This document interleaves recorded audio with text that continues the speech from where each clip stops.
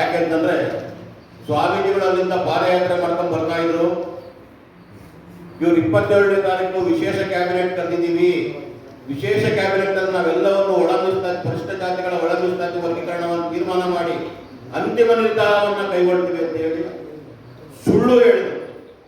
ಸ್ವಾಮೀಜಿಗಳಲ್ಲಿಂದ ಪಾದಯಾತ್ರೆ ಬರ್ತಾ ಇದ್ರೆ ಅವ್ರನ್ನ ಬಂಧಿಸ್ಬಿಟ್ಟು ಪೊಲೀಸರ ದೌರ್ಜನ್ಯದ ಮೂಲಕ ವಾಪಸ್ ಕಳಿಸ್ತಾರೆ. ಇದೆಂತ ದುರಂತ. ಆಮೇಲೆ ಪರ್ಮಿಷನ್ ಕೊಟ್ಟಿಲ್ಲ. ಬೇರೆ ಬೇರೆ ಸಮುದಾಯಗಳಿಗೆ ಬೇರೆ ಬೇರೆ ಹೋರಾಟಗಳಿಗೆ ಫ್ರೀಡಂ ಪಾರ್ಕ್ ಅಲ್ಲಿ ಹೋರಾಟ ಮಾಡೋದಕ್ಕೆ ಪರ್ಮಿಷನ್ ಅನ್ನು ಕೊಟ್ಟಿದ್ದಾರೆ. ಆದ್ರೆ ನಮ್ಮ ಸಮುದಾಯದ ಹೋರಾಟಕ್ಕೆ ಫ್ರೀಡಂ ಪಾರ್ಕ್ ಅಲ್ಲಿ ಪರ್ಮಿಷನ್ ಕೊಟ್ಟಿಲ್ಲ. It is criminalisation of politics.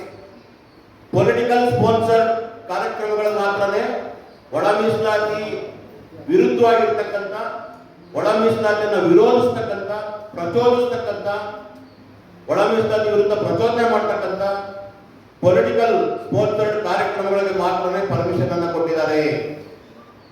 ನಾವು 2ನೇ ತಾರೀಕು ಕ್ಯಾಬಿನೆಟ್ ಕರೆದಾಗಲೇ ಮಾರ್ಚ್ 2ನೇ ತಾರೀಕು ನಾವು ಹೇಳಿದ್ವಿ, ಮುಂದಿನ ದಿನಗಳಲ್ಲಿ ಉಪಚುನಾವಣೆಯಲ್ಲಿ ಸೋಲಿಸಬೇಕಾಗುತ್ತೆ, ಉಪಚುನಾವಣೆ ಬರ್ತಾ ಇದೆ, ಆಮೇಲೆ ಕೋಡ್ ಆಫ್ ಕಂಡಕ್ಟ್ ಕೂಡ ಸ್ಟಾರ್ಟ್ ಆಗ್ತಾ ಇದೆ ಅಂತ ಕೂಡ ಅವರು ಇಲ್ಲ ನಾವು 5ನೇ ತಾರೀಕು ಮಾಡ್ಬಿಡ್ತೀವಿ ಅಂತಂದ್ರು.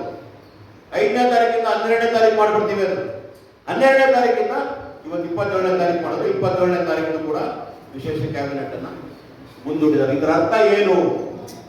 ನಾವು ಮೈಸೂರಿನಲ್ಲಿ ಸಿದ್ದರಾಮಯ್ಯ ನುಡಿಯಿಂದ ಪಾದಯಾತ್ರೆ ಮಾಡ್ತೀವಿ ಅಂದ್ರೆ ಅದನ್ನು ಕೂಡ ರದ್ದು ಮಾಡ್ತಾರೆ. ಡಿಸೆಂಬರ್ 11ಕ್ಕೆ ಮೈಸೂರಿನಲ್ಲಿ ಕಾರ್ಯಕ್ರಮ ಮಾಡ್ತೀವಿ, ಸಮಾವೇಶ ಮಾಡ್ತೀವಿ ಅಂದ್ರೆ 144 ಸೆಕ್ಷನ್ ತರ್ತಾರೆ. 144 ಸೆಕ್ಷನ್ ತರೋದಕ್ಕೆ ಕೆಲವು ರೂಲ್ಸ್ ಅಂಡ್ ರೆಗ್ಯುಲೇಷನ್ಸ್ ಇದೆ. ಯಾವ ರೂಲ್ಸ್ ಅಂಡ್ ರೆಗ್ಯುಲೇಷನ್ಸ್ ಇಲ್ಲಿ 144 ಸೆಕ್ಷನ್ ತರ್ತಾರೆ.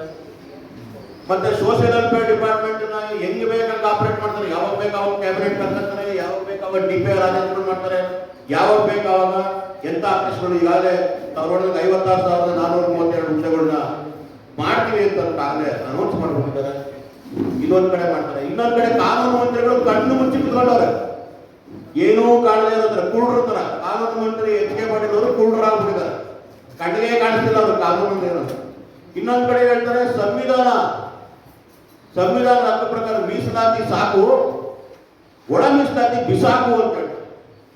ಏನ್ರಿ ಅಂದ್ರೆ ಒಳ ಮೀಸಲಾತಿ ಬಿಸಾಕು ಅಂದ್ರೆ ಕಾನ್ಸ್ಟಿಟ್ಯೂಷನ್ ಬಿಸಾಕು ಅಂತ. ಸುಪ್ರೀಂ ಕೋರ್ಟ್ನ ಕಾನೂನುಗಳು ವೈಲೇಷನ್ ಮಾಡಿದ್ದಾರೆ ಇಡೀ ಕಾಂಗ್ರೆಸ್ ಪಕ್ಷದ ಸರ್ಕಾರ.